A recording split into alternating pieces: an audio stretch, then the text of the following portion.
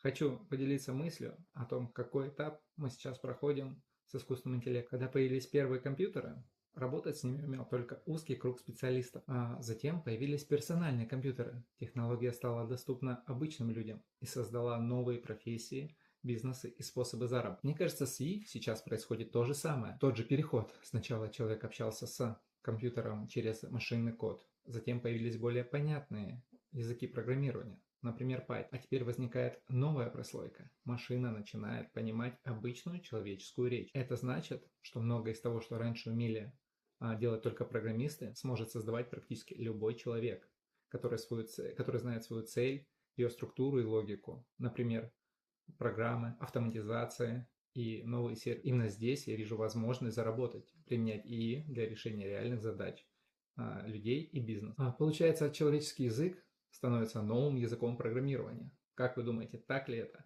Пишите в комментариях.